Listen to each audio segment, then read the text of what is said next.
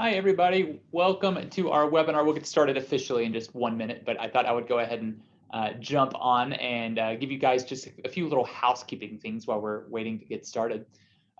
So first thing you might want to do is find the toolbar. It seems like most of you, because you've used the chat, have found the toolbar already. It's going to be either at the top of your screen or at the bottom of your screen.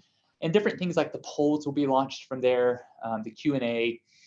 If you have a question, instead of putting it in the chat box, I might recommend that you put it in the Q&A feature. We'll try to answer all of the chat box questions, but sometimes if you put it in that Q&A, it just is easier for us to find them and sort them out and figure out who asked what and get them answered as quickly as we can. So let's see. I think most of you have already introduced yourself in the chat box. Again, I'm going to say this a billion times, but when you do, make sure that the to is for all panelists and attendees and not just all panelists, because otherwise it'll just be Claire and myself and Jenny and Kelly, and that will be seeing your messages.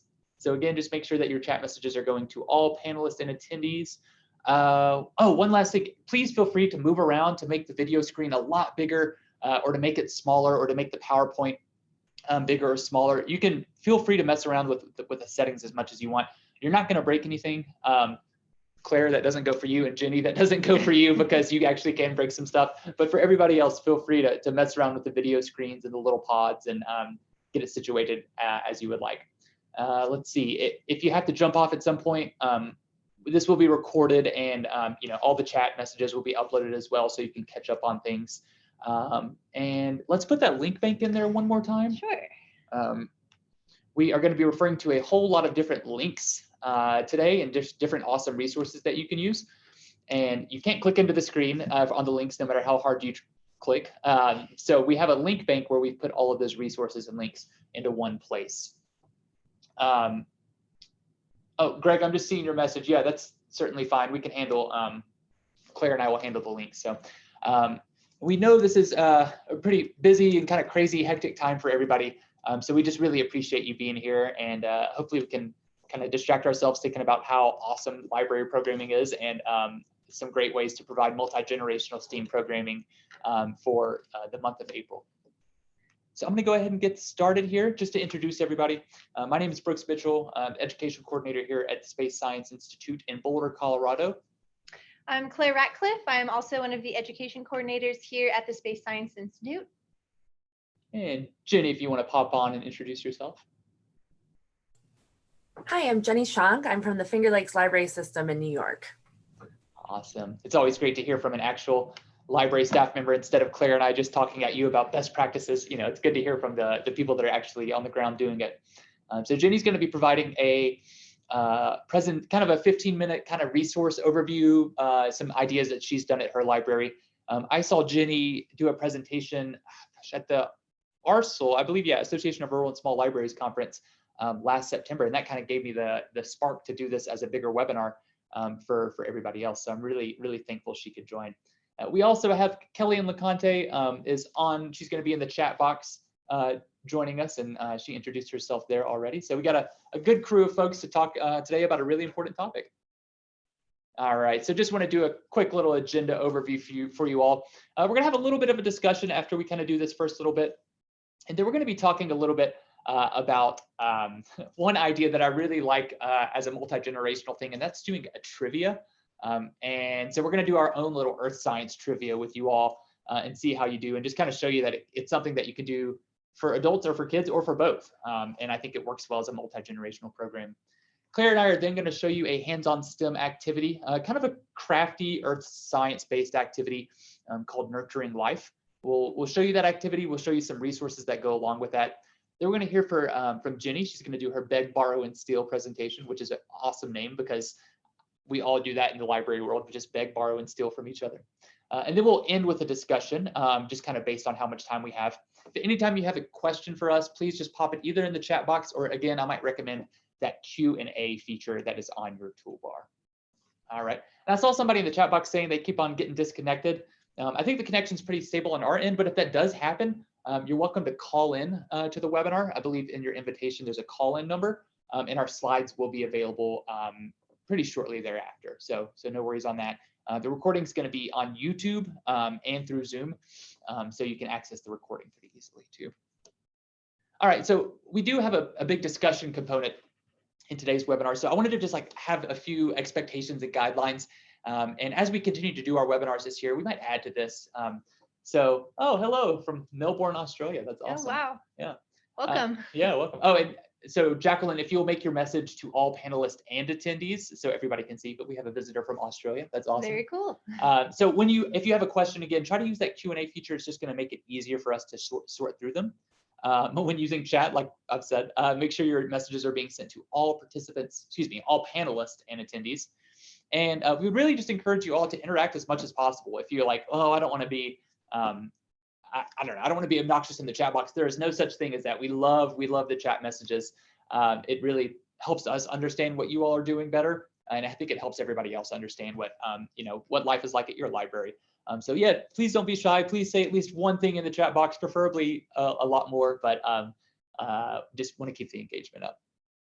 Okay, so a little poll question. Let me drop this down. Has your library been busy with the 2020 census? This is a little icebreaker. But as we've been like planning stuff in the spring and March and February, and we noticed like, oh, we didn't get a ton of people on our webinars, or maybe we didn't get as many website hits. And then we kind of, it dawned on us that, maybe it's because libraries are very, very, very busy with the 2020 census and prepping their patrons to participate and all of that. So we'll give you guys about 15, 20 more seconds to vote for that.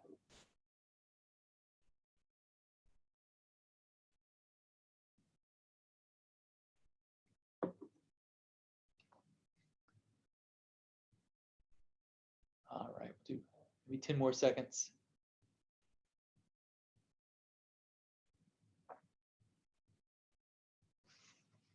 All right, I'm gonna go ahead and launch this. So it actually looks a pretty even split there. A lot of yeses, some no's, and a little. Okay, 8, 7, 9, pretty much right down the not right down the middle, but right down the third.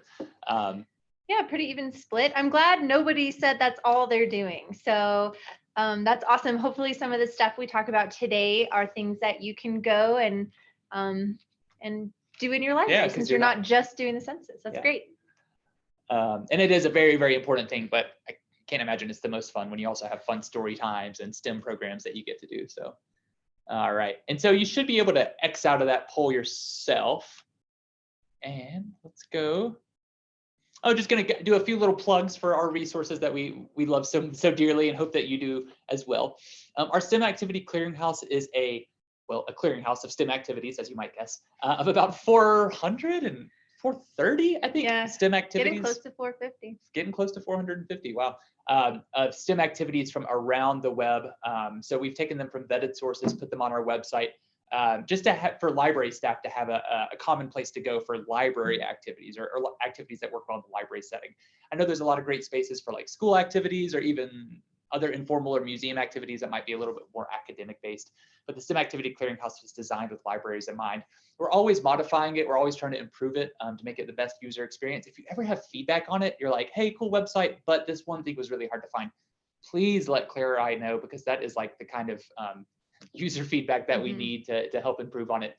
Another thing, as we're getting ready for this summer and for Earth Day and Earth Science, and our big Our Planet Earth campaign, which Claire will talk about in just a moment, please leave a review. If you do an activity and it works really, really, really well, please leave a review. And if it doesn't work well, that's great to know as well.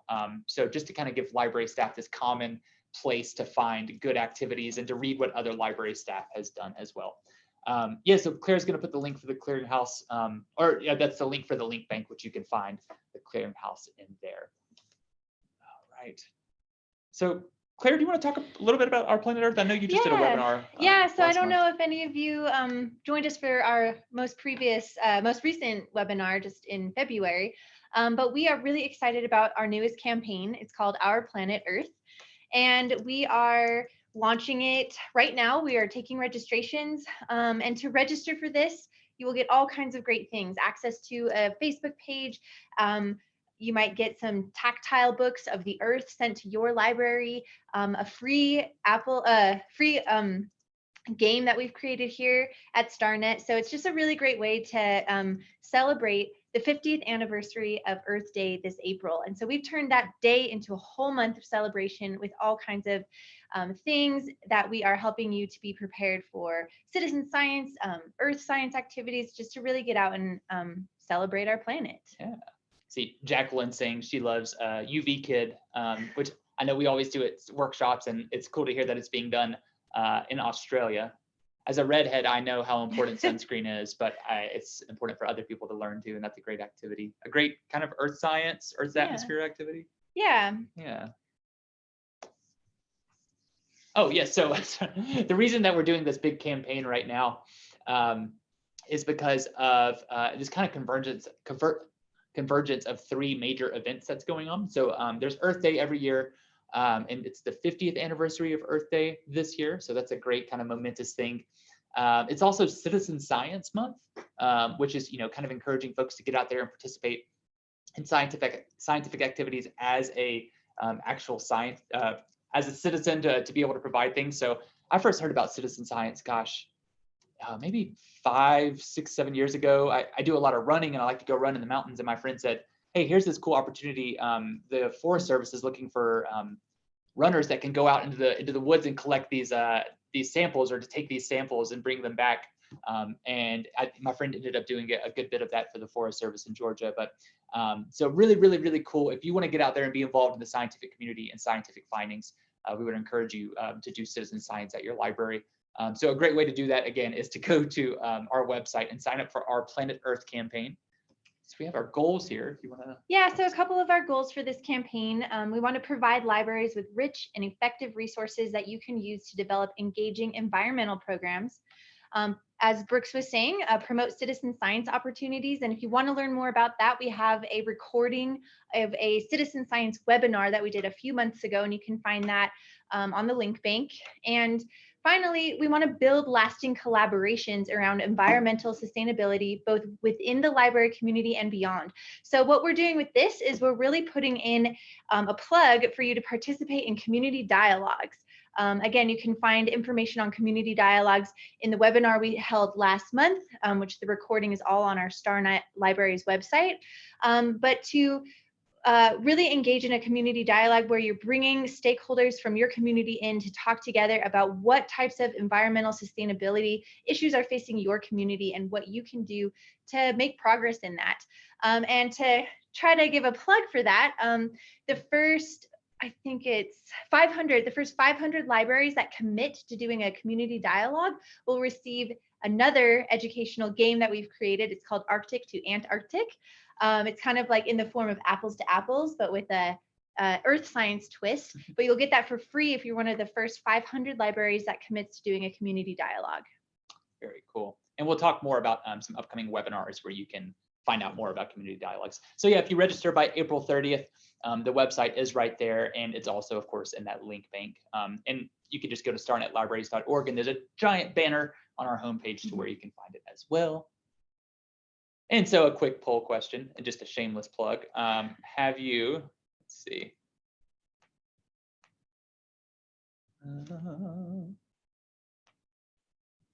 Oops, that's not the right one. Give me just one moment.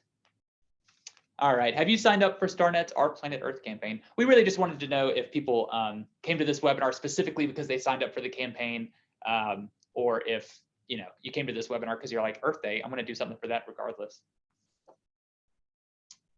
Oh, so Pam, could you put the website right back in there for Pam there? Totally, I'll drop the Our Planet Earth website into the chat box so you can check out and see what types of giveaways that we are providing for this campaign. Yeah.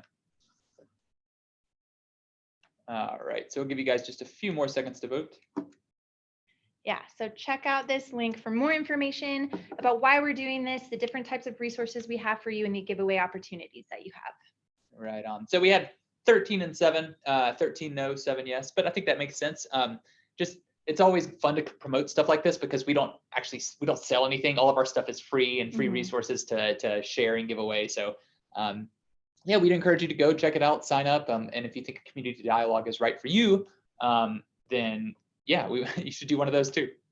So speaking of that, upcoming webinars, both of these can be found in your link bank.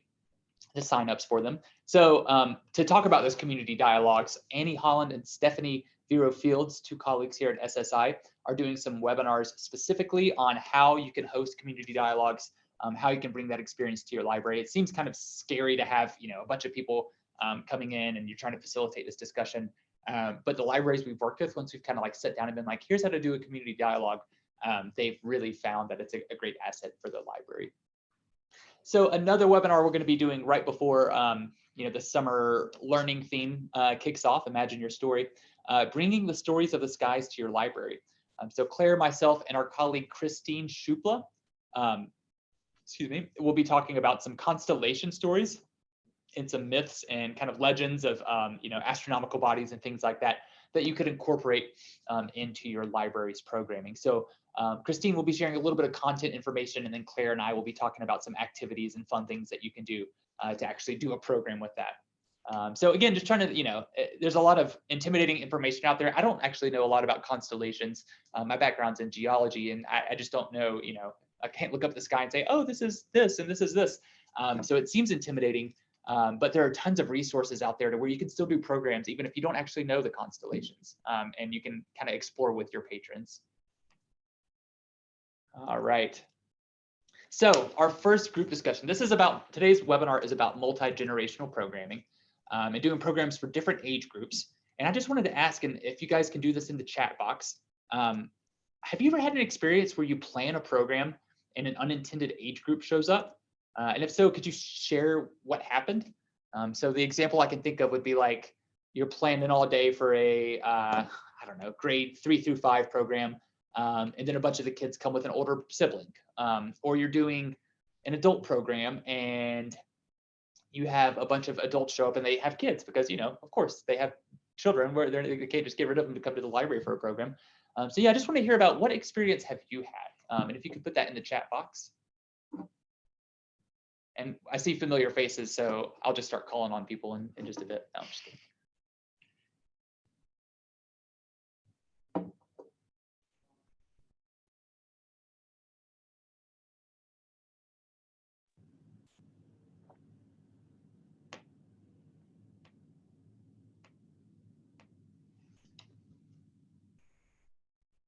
So while I'm waiting for some chats to come in, I can think of specifically some of our audiences that are working with like rural or like grandparents. I know like in some rural communities, yeah, if one part of the family is going to the library, everybody's going to the library, right? So it doesn't really work to have a program just for like a tween group when you might have their little sibling or maybe their older patron as well. Or same with like, grandparents. If it's a grandparent, it's your day to watch the grandkids. You can't really get rid of them to come do a cool program. So Bonnie says, we do maker, and I'm just gonna say these back out loud for anybody that's visually impaired or if you're on the YouTube stream and you can't see the comments. Bonnie says, we do Maker Fridays at our library and invite all ages so we can get some parent involvement. We hardly ever get parents, grandparents, or caregivers to attend. That's yeah, so exactly. We've done a project before where we tried to really encourage caregivers to be there at the program, and they would just want to drop them off and leave. So kind of the other end of it. And Bonnie, what if you wouldn't mind, what city are you in or what area are you in? And I'm just going to keep on reading these. I believe this is Anne. Can't see your full name. Anne Marie says, I've had programs aimed at school-age kids and had toddlers show up. Oh wow. Coloring pages and soft blocks work in a pinch, but adding a craft or art aspect can also work. That's a great tip. Yeah. Kim says, for us, it mostly happens when younger kids come, so like siblings or parents who didn't know the age limit. We just encourage them to listen, but not do the activity if they are unable. Another Kim says, we have a STEM program for 1st through 5th grade and have preschoolers show up even when we have registration where parents have to put in ages. We just explain that the program is for older children. Violetta says our New Jersey or NJ Maker's Day program attracts all ages. Oh, Bonnie, you're from, okay, Sundance, Wyoming. See, to me, that was like something that maybe talking about parents not showing up, something maybe you'd experience in like a more urban setting where the kids are more, can get around a little bit more. The library is just maybe right around the corner, but that's interesting to know, Bonnie. Sylvie says, I'm always prepared for this kind of scenario. So I have books of interest to various reading levels. I always manage to scale down or scale up the activity that was planned. Yep. As my mom always said, it's better to have it and not need it than need it and not have it. So I think that's great, Sylvie, to just be prepared and have stuff available. Yeah. And Jess says, during a tree ID and field guide program, 2, 4, and 6-year-olds were part of our group of adults. The program switched focus from how to use field guides into how to keep the kids excited about the content. It was actually very nice to see the adults in the group have fun with this. And that's a really important comment, Jess, because I think you'll find that adults, yeah, they want to have a good time. They want to have fun. And as long as, if you have to adjust, if you have to switch your program up a little bit, as long as it's still fun, I think that's what really matters. So yeah. That'll keep them coming back. Yeah, got to keep them coming. They had a good time. Right. So yeah, who cares if I went and, I don't know, made stickers or drew coloring pages for My Little Pony or something like that. Like, as long as I was having a fun time with everybody, I would think of that as a positive experience. Awesome. So I'm going to go ahead and move on, but that's great discussion. Thank you all for chiming in there. And I just want to talk a little bit about some reasons. We got one more here from Kim. We had a bird program for the children, and adults took over the program. It wouldn't let, that's annoying. It wouldn't let the kids close enough to see the birds. Yeah, that's frustrating, Kim. Sometimes adults act like kids too, right? I know we were talking about doing field trips and, leading hikes and stuff like that. And sometimes the parent chaperones are worse behaved than the kids, or they just add to your struggles a little bit. We partnered with Gilder Lehman for a founding era puppet show on the ride of Paul Revere, as told by his horse for the ages 3 to 6, and we wound up having about 18 daters. So I did an impromptu Hamilton rap-based rap song contest for them. That's awesome. Pam, I hope you participated too. And if I can get you microphone privileges, you might have to. If there's any video evidence of this, it might really help with the sharing of ideas. No, that's great though. That's flexibility. That's thinking on the fly and having something in your back pocket. So that's great. Very Pam. creative. Yeah. So I just had this slide about why, to me, multi-generational programming is important. And these are stories I've heard from other library staff. Again, I don't work in a library, so these aren't my personal experiences, but these are what some of our project partners have kind of told me.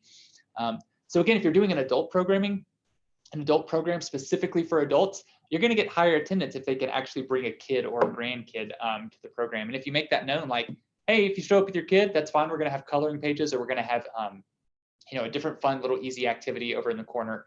I think that's a good way to let adults know, hey, even if I'm on kid duty tonight, I can still come and learn about this interesting thing. So same thing with siblings. The library is a family setting, and I love when I hear about people going to the library as a family, as an outing. And you can't just leave one sibling at home because there's a program for the 8-year-old girl. You can't leave the 4-year-old boy at home too. You kind of have to bring everybody. And one of the really awesome places about libraries is that they're one of the few community spaces where all ages commingle, right? So in a museum, people are going to be separated out based on content. In a school, of course, adults aren't going to feel comfortable in a school, but in a library, everybody kind of feels comfortable there, and it's that comfortable open learning space. So I like this one a lot. Intergenerational programming helps reflect the image of libraries as the heart of the community. So I think, yeah, we talk about libraries being that community living room. And I think it's important for intergenerational programming that kind of shows it is the community living room. And to add on to that, you can have different generations learning with each other, and that can help them learn about each other. So we talk about doing a human checkout kind of thing where you can check out a human and hear their story. That's a really cool program idea that involves multi-generations. But another thing is that it can really help the families after they leave the building, right? So if you have a family outing and you're like, hey, there's this really cool family program. We're doing family trivia at the library next Tuesday. Then after that, maybe we could go get some pizza, or we can go see a movie, or go back home and joke around or whatever. So it's it kind of sets up it's an event that you can do family time around. So that's just my little spiel about why I think multi-generational programming is important and is necessary for libraries to do. So we kind of want to jump into, it's a little bit of a fun, silly game icebreaker, but also a really good, legitimate multi-generational program idea. And that's this idea of doing a family trivia night. So my main recommendation would be to have different tiered questions, some specifically for the kids, and some specifically for the adult. So everybody kind of has an opportunity to compete, or not really compete, but play. I don't know. You don't really participate. Yeah, participate. You don't need prizes, like I said. But if you had some older donated books or something like that that you wanted to give away, it's maybe a little bit more enticing. If I won trivia and then somebody was like, "Oh, here you go, you win this book," I would take the book no matter what and be excited about it and not be like, "Oh, this doesn't apply to me." Yeah. So again, just a really, really fun way, an easy way. I would cap this at like 1 hour max. I would cap most of these family programs at 1 hour max, just because there's a lot of other things going on for families, especially if you're doing it at like 6 p.m. or 7 p.m. And I would make it at the same time in the same day of the week each month. Let's say you do it once a month. I would say, okay, the first Tuesday of every month, we are doing our family trivia, and it is at 6 p.m. And that just gives families something free and easy to schedule around. So I have a comment here. It's in the Q&A from Diana. She says, multi-generational programming is easier for busy families to participate. Absolutely. I think that definitely rings true. And Jenny in the chat box saying consistency is the key, right? So Jenny, I don't want to step on your slides toes too much, but yeah, having that consistency and them knowing that that is something that they can go and do, is really important. So what we're going to do now is do a little bit of our own trivia. And I'm just going to show you the idea here. The idea here is that you do not have to be the encyclopedia. I know people think, oh, you're a librarian, you must know so much about everything because you have all these books. And that's not the case. Like it's not like you just sit around and read books all day as a librarian.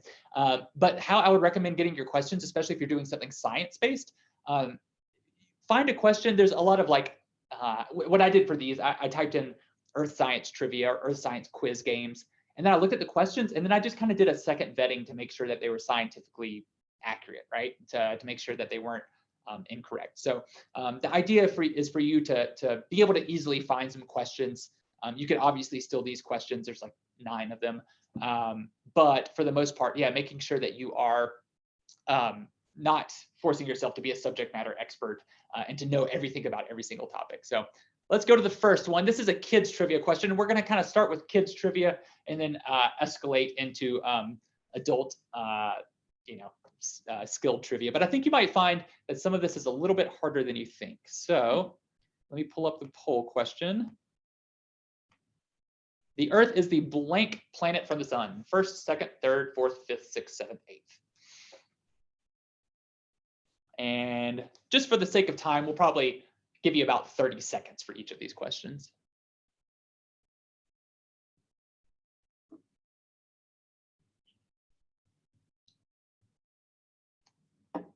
And again, I don't have any prizes, but if you get all the questions right and you want like a NASA sticker or something, send me a self-addressed self envelope and I'll send you a NASA sticker or a sticker of a planet. I got a big package of those the other day. So, all right, we'll end this polling. Oops. Okay, most of you had it right. The Earth is the third planet from the sun. We had some first, fourth, eighth. Like I said, these questions are for kids, and it's stuff that the kids are learning in school or at the library, but it's not necessarily, doesn't mean we have that information in the back of our head. All right, we're going to go to the second one. And let me launch it. What do you call someone who studies rocks? A meteorologist, a biologist, a rock star, or a geologist?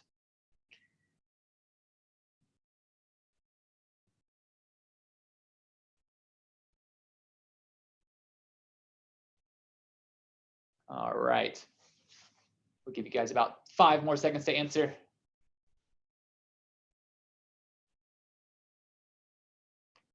All right, I'm going to share these results every day, 100%. Good job. Right. That speaks to me. I studied geology just as my undergrad, but I'm so glad that everybody got that one right. I like Rockstar personally, but well, geologists also go by that. So, okay. Yeah. You can be a rockstar geologist. All right, let me see. Oh, I need to go to the next slide. What do you call molten rock before it has erupted? Lava, geyser, metamorphic, magma, or caldera? Really smart group here. We do have a smart group here. Or a group that remembers a lot about 3rd grade earth science classes, yeah, right? Good job, guys. Yeah. We all have different knowledge banks in our head. Oh, hey, so Pam, when you should have the the poll launching up when I launch it. So you don't need to put it in the chat box. You can put it in the poll. If you're not seeing it, it's on the toolbar, either at the top or the bottom. All right, another 100% for magma. 21 out of 21 people that voted got magma. Great job, great job. I thought that one might trick them up a little bit. Yeah, that one's tricky. Okay, this is our fourth kid question. Which of these is considered a type of green energy?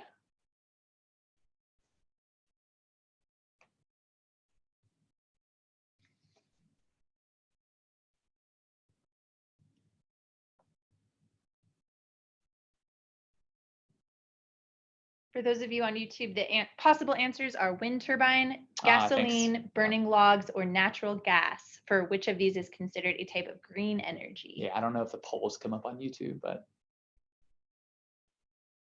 All right, we'll end this one again. I think you all are. 100%. I think my questions must have gotten leaked beforehand. I don't know. And our final kid one. This one, I hope it trips some of you up, because it definitely tripped me up. But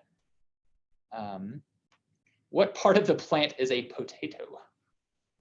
So is it the stem, the root, the leaf, or the flower?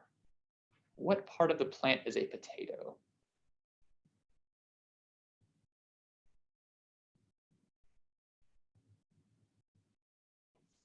I'll give you 10 more seconds.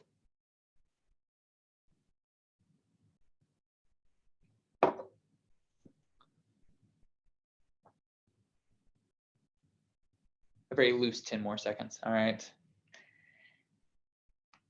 All right, here we are. We finally stumped them, Claire. Would you like to talk about this one? I would. This is one of my favorite pieces of trivia. I'm a big gardener.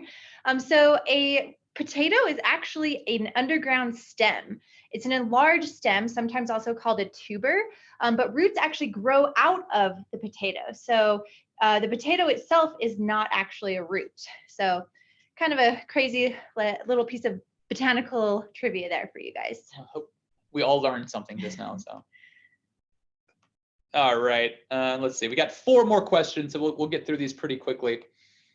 What causes the Earth's seasons? So is it the Earth's elliptical orbit around the sun, right? So the way we orbit around the sun isn't a uniform circle, it's elliptical. Is it that our Earth is tilted a little bit? Or is it the sun's orbit around the entire Milky Way galaxy?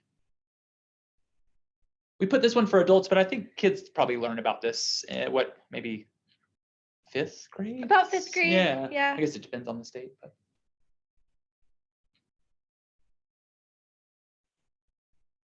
But it is one of the most commonly misunderstood things.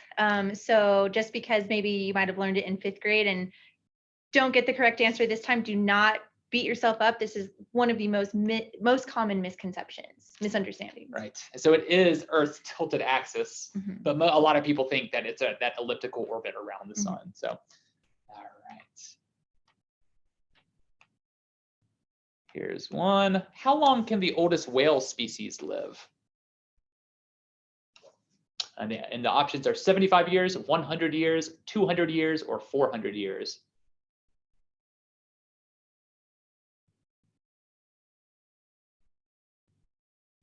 I guess the question on that one's kind of confusing, because if you can live 100 years, then you can live 75 years, but maximum age, I guess.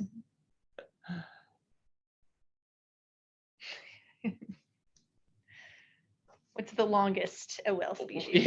Yeah. All right, we'll give you 5 more seconds.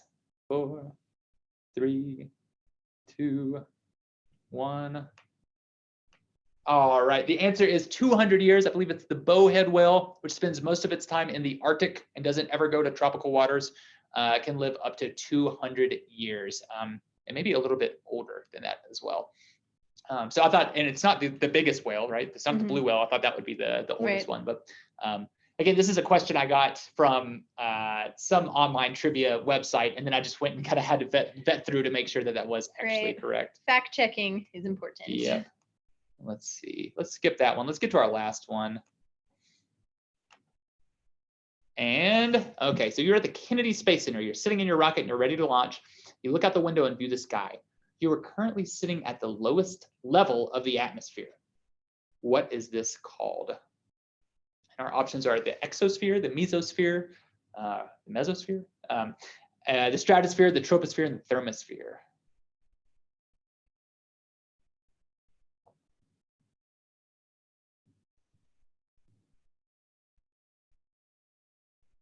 So again, these are all earth science-based questions, and we're promoting you all doing earth science-based programming for this. But if you wanted to do trivia at your library, you could do like pop culture, you could do music.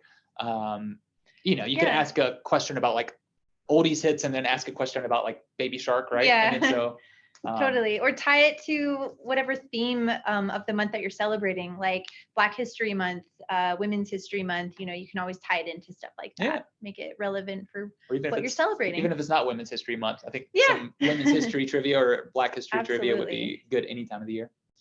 All right, we'll go ahead and launch this one. It is the troposphere. Very good job. Good job, guys. I asked this question to Claire yesterday, and she had the answer sitting in a poster right behind her. Yeah. She's like, I'm not I sure. still had to consult. Yeah, this stuff is hard, you know, so. Yeah. But it's not meant to shame anybody or to oh, you don't know the answer to that. It's supposed to just be fun. And when you do the trivia format, it's a little bit different as well than doing it on polls through Zoom. Oh, we are running short on time as always. So I'm going to go on to our next slide, and we're going to do an activity demonstration for you. And this is a really simple activity.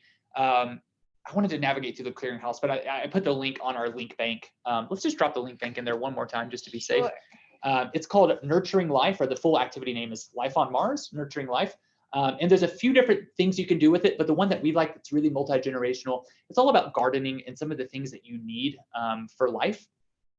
Some of those, you know, what are the, it kind of starts with the discussion of like, what are those basics of life? What would you need if we were starting a colony on Mars and we wanted to grow our own garden?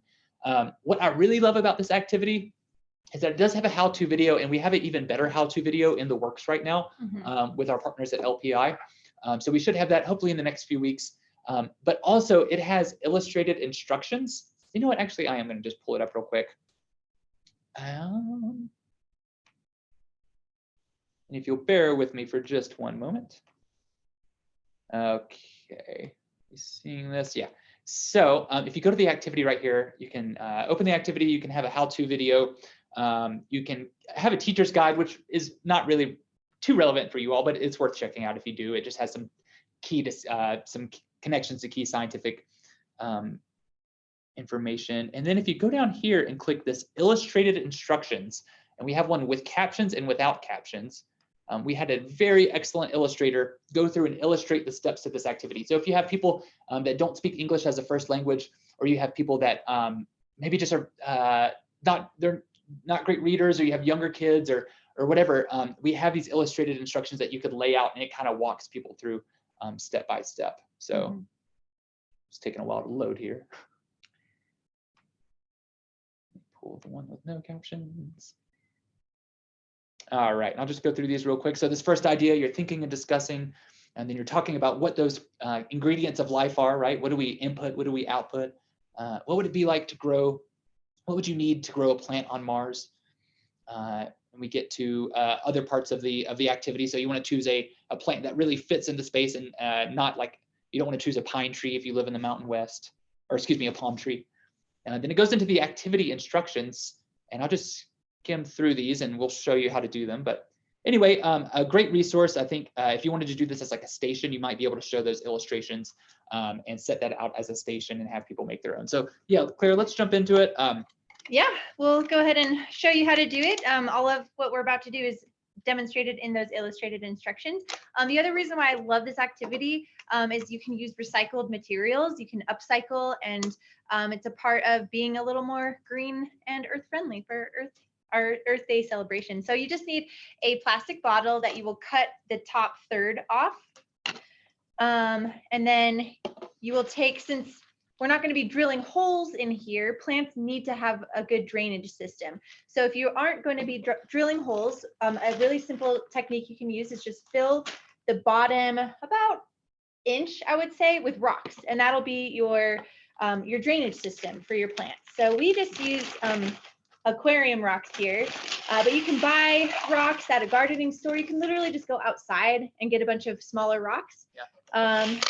So you're gonna fill about an inch of the bottom with rocks. So that way you're not gonna be drowning your plant when you water it. So we have about an inch there. Next, we just have some potting soil. So, and Claire, could they use soil from their own area, or would that be kind of too, it might not be the right soil? it really depends. If you have soil that you know has tested to prove to grow plants well, that's fine. I moved here from Wyoming, Laramie, Wyoming, which has notoriously very, very basic alkaline soil. It's at a pH of about 8, which is not good for growing things. Yeah. So it just really depends on where you are at. If you want to play it safe, I would just buy some potting soil.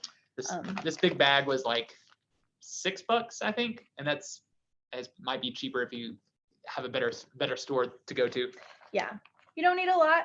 All right, so I fill it pretty much to the top with the soil. You take a cutting. So I took just a jade cutting from my plant from home, and go ahead and you're gonna take off the bottom couple of leaves from your cutting and bury it about 3/4 of an inch into the soil. And that's all it is. You have your plant.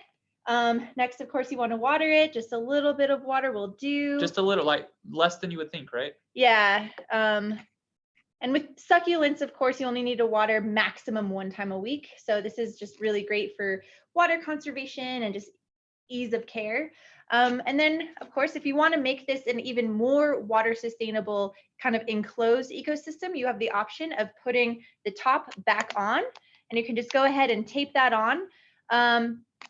If you leave the cap on, that is okay. I would say you probably don't really need to water it much after that, like maybe once a month. I like to get a little more air in there. I'm not trying to make a self-contained terrarium. So I like to keep the top open, and then I water maybe once a week, maybe once every week and a half. And there you go. And you have something that your families can take home. They can care for it together. And if you tape the top, it's pretty easy to transport too. You could even tape it, throw the top on, and then just say, hey, take it home with you, and unscrew the cap when you get home. Absolutely. All of the instructions are in the illustrated guide, as well as the traditional activity write-up, and that is in the link bank. But just a really fun way to get families working together.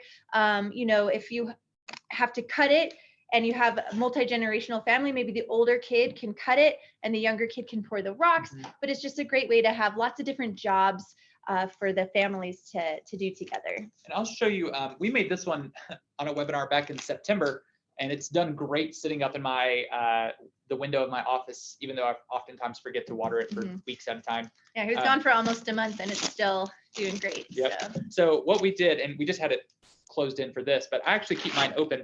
And so I've, you can, if you have older patrons, you can have them cut the bottles themselves. But if it's younger patrons, you might want to pre-cut them. And then what we've done is tape the edges with just some masking tape, just so it's not so sharp, and tape the bottom down here. This is a 2-liter one, so just increase your proportions a little bit. I believe there's a guide for what kind of plants to help you choose. Again, don't choose something crazy that's not going to fit in here, like a palm tree or something like that. And you can use seeds, you can use cuttings.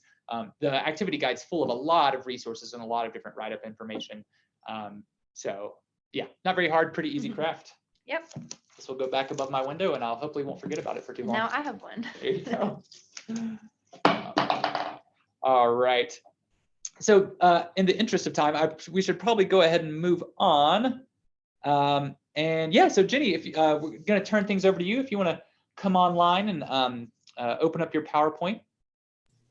Thanks, Brooks. Yeah. Okay, so I just want to say thank you so much to Brooks and Claire. My job lately has been all census and pandemic planning, so I love talking about adult programming, especially right now.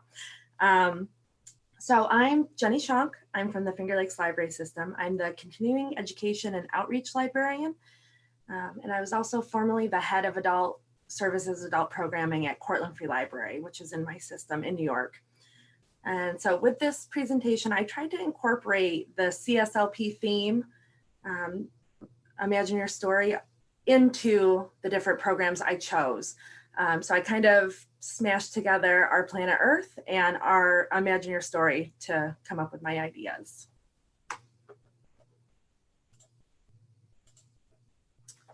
So first, why should you invest in adult programming? I know everyone's very busy. Library staff, you have limited time and you have limited funds. So, and I know it can sometimes seem really difficult to add those adult programming programs to your already busy schedule. And I just want to tell a little story about why it's so important to me. So this picture, this is Donnie, and he was a patron that came in when I worked at the Cortland Free Library, and I offered these classes. They were called Tech Time, and you could do anything. You could come learn about anything that has to do with the internet and computers. So Donnie came in and he just wanted to know the basics of the internet. He wasn't really a computer user and he wanted to get on there and just start looking around.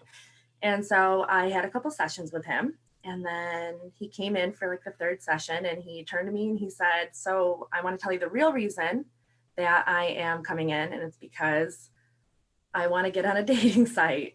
And I was kind of backing up going, okay, I'm not sure about that. And Donnie told me his story, and he told me that like his wife had left and was not a great mother to his children. And so he had gotten a divorce, and then he had met this, he got back together with his high school sweetheart, and it was just perfect and magical. And she ended up passing away. So of course I said yes. And so I helped him get on a dating site. I said, no funny business. We're going to do this, all above board. And Donnie actually met somebody, and that's his wife, Debbie, and that's me at their wedding. So it's really important that you have these programs with and allow adults to come into this space, because a lot of times we just have a lot of kids programming, but adults, they need help. They need help getting on the internet, and they need help with computers. They need help with entertainment. They might just be bored or lonely, because you're not just connecting your patrons to resources, you're connecting them to each other. You're connecting them to friends and their new friends in these programs. So it's really, really important, and it really helps these people when you'll have your own story someday of someone that you've really helped. And I just really encourage you to just try something out. It is going to be, you're going to have to try some things, and you're going to have to build up your confidence and have a thick skin, because not everything's going to work out. But I really encourage you to try to include adults in your programming. And doing multi-generational programming is just a great way to include everyone. So that way it's, libraries are for everyone. You're including everybody. So the beg, borrow, steal concept. Just some things that with adult programming, any kind of programming, what you want to do is you want to beg, borrow, and steal. You want to beg for help and donations. You should build partnerships. That's my number one tip. You should solicit volunteers and donations. You can borrow supplies. You can borrow tools or other non-consumable products from friends, family, and patrons. Something else I used to do was I would borrow from local businesses. I needed a bunch of awls for a craft program. So I went to my local trophy shop, and I said, hey, is there any way that you guys could let me borrow a bunch of awls, and I'll promote you on our Facebook page? And they said, sure. It was really simple, and it helped my program. And lastly, you want to steal great ideas. Everything's available on the internet. I'm going to show you some resources at the end of my presentation, but everything is out there. It's really, really, it's easy to find these ideas. It's about implementation. I also encourage you, if you don't have a library system to fall back on, network with your local libraries. So if you want to plan a program together. And you can also, I recommend you follow other libraries on social media and see what they're doing.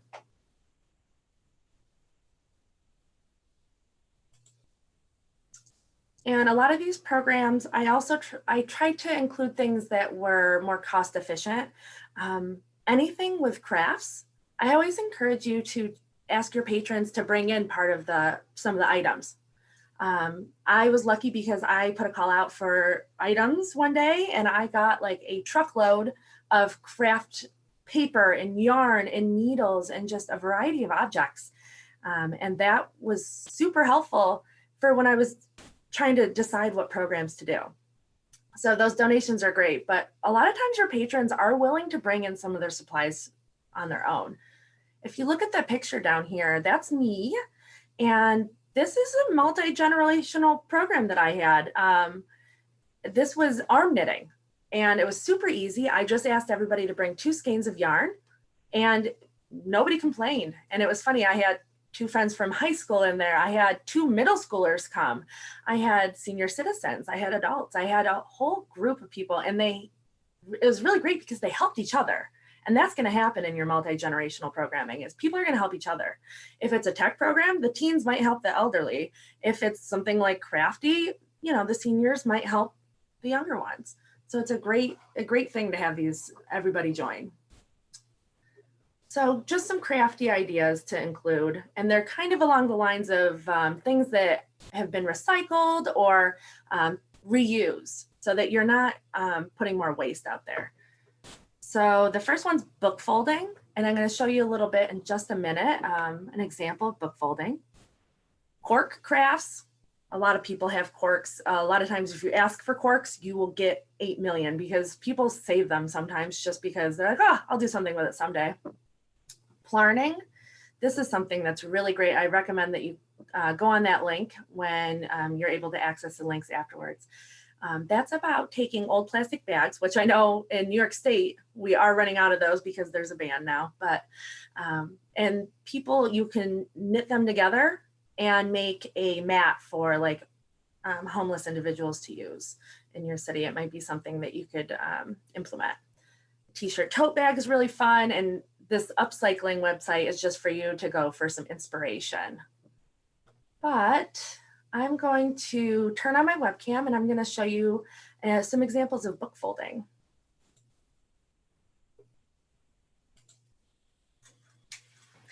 So back here, if you see on this shelf too, I have some other crafty things I've done over the years.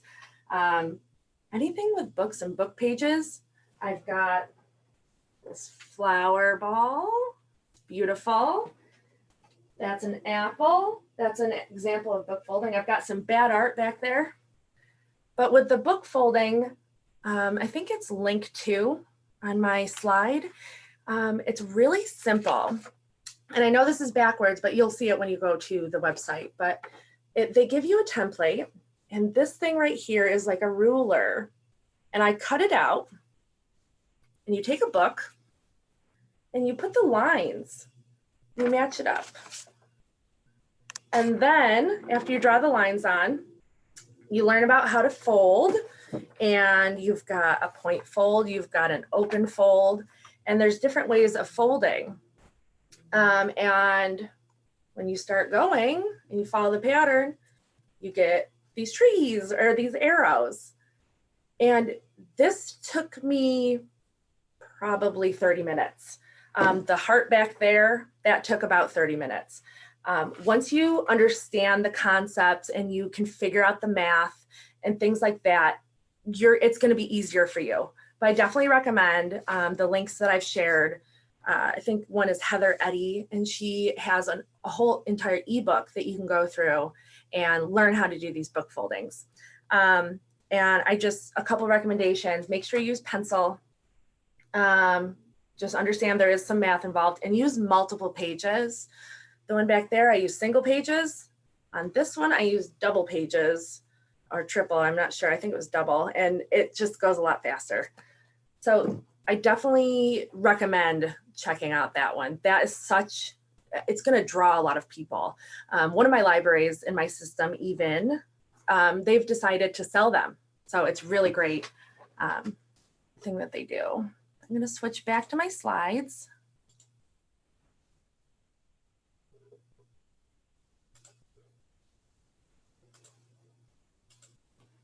Some fun and interactive programs.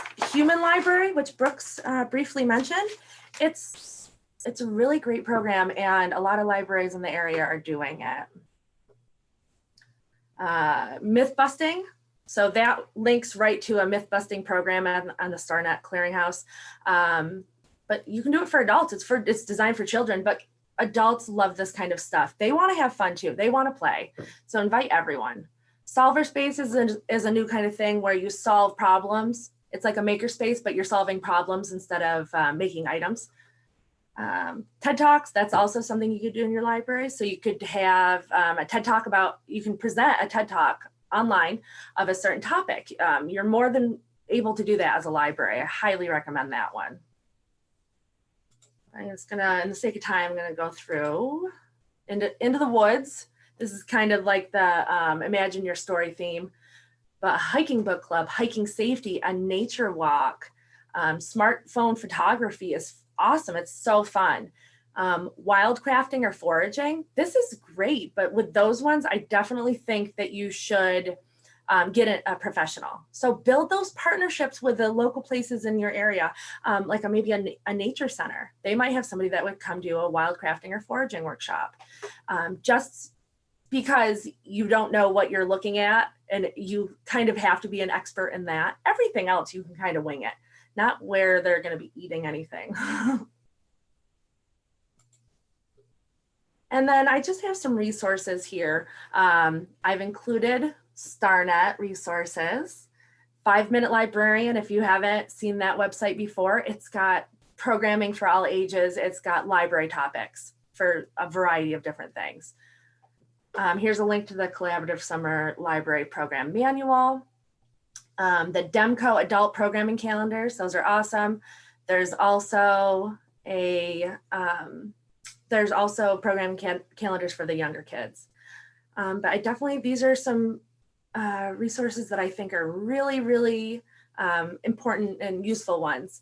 Slides Carnival is where I got all my slides. They have awesome, awesome slides for your presentation. And then Web Junction is always something I promote. But overall, I think if you have a little bit of confidence and about an hour, you can pretty much do anything. I have a lot of faith in librarians. I think that, you know, public librarian is one of the toughest jobs in the world, but it's really rewarding, and you guys are all, I'm sure, doing an awesome job.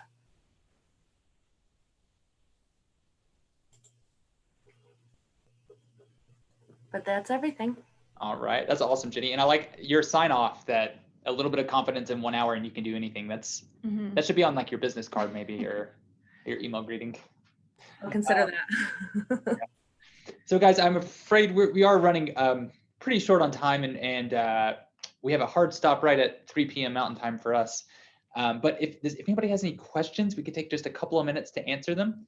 And while you're getting your questions in, or your thoughts or any comments, just a heads up, Claire put the certificate of attendance link in there if you do need that certificate of attendance. And then whenever you close out, you'll be redirected to a survey, SurveyMonkey link that you can fill out, and that is always super helpful for us. So. Yep. And just one thing, since it's all on our mind with the coronavirus, if you are interested in signing up for the Our Planet Earth campaign, and you're interested in doing a community dialogue, but you guys might be closing down, something that our colleague Anne is going to be talking about in the upcoming Community Dialogues webinars is how to do virtual community dialogue. So we still have the opportunity to get involved, and even if we do some of these activities later on, maybe in the summer, it still could be a great opportunity for you to open up to stakeholders in your community. And so check out the community dialogue webinars if you're interested in that. You can see those at our StarNet website and sign up for those if you're interested. Yeah, and so yeah, Jess, I see your message. How can I get my local libraries in touch with webinars like this? StarNet. And yeah, so our website, starnetlibraries.org, is, sorry, just they're coming through, is the best way to be notified. We do 1 to 2 of these a month, except for the summertime. Yeah, everything's free that we offer. We're federally funded, so we don't sell anything. So yeah, starnetlibraries.org, and you sign up for our newsletter, and we send it like once a month. We don't spam you because that would be a lot of work on us. So, and let's see. And I saw somebody say the link to the certificate was blank. We're able to open it on our end. So if you find that you're still unable to open it, just let us know and we can try and send you a different kind of file version. Yeah, feel free to email us if for whatever reason that link isn't working. It's working on our end. Susan, I'm going to be emailing you after this about your participation in Our Planet Earth. So I'll send you one and hopefully it'll work from there. But thank you for letting us know, Susan. So everybody, with that, I think I'm going to go ahead and sign us off. We have a meeting coming up right in this room right afterwards. So sorry to abruptly end like this. But major thanks to Jenny. And Jenny, I hope we get to maybe do this again at some point at a conference or on another webinar. Yes, definitely. And thank you all for joining us. And I hope this is a good 1 hour distraction for you all and with everything that's going on. And I hope that everybody's library programming and just everything, everybody stays safe and we, kind of get through these next month or so we'll be doing webinars again and chatting with you all soon, hearing about your awesome summer programming. So yeah, we look forward to hearing from you all soon and stay safe out there and we'll see you soon.